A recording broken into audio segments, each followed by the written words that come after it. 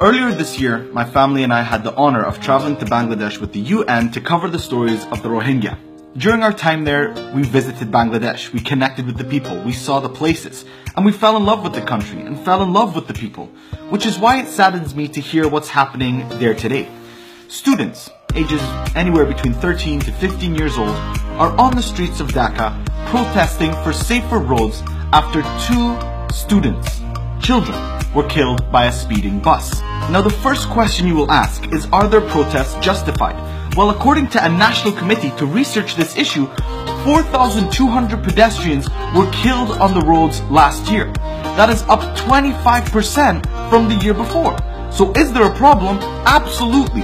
So the question is, what is being done about it? According to these students, at this point in time, nothing. And I always get very concerned when I hear about protests. Specifically when I hear about protests being done by children. Because when you think about it, kids don't want to be out in the streets protesting.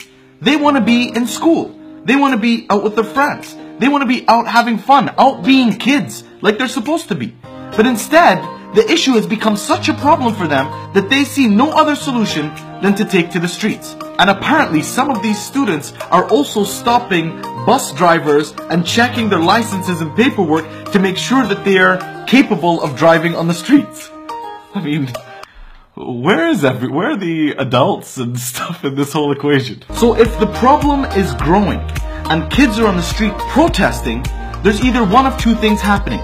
Either inefficiency or corruption, both of which need to have a solution as soon as possible. And as far as I know, this issue is purely about the safety of the roads. That's what the student wants, safer roads. And I'm sure there's going to be comments coming in that there's something else behind it, or there's some other group, or there's some other interest. But at the end of the day, these are kids on the street protesting. That is a problem, no matter what it is. If there's an underlying issue, then that needs to be solved as well. And I believe what we're seeing today in Bangladesh, like many other countries around the world, is that youth aren't just gonna sit down, be quiet, and look the other way in the face of something that's not good enough, that's not safe enough, that just makes people comfortable and suits people, and that's why they keep it that way. We live in a generation now where youth will use their voice, where youth will use the technology that's in their hand to create change, where youth will even go in the streets in the face of danger to create a better life for them and for their future, inshallah. And if we as adults, if we as the generation who are heading government and heading businesses aren't there to help them, there's something wrong with us.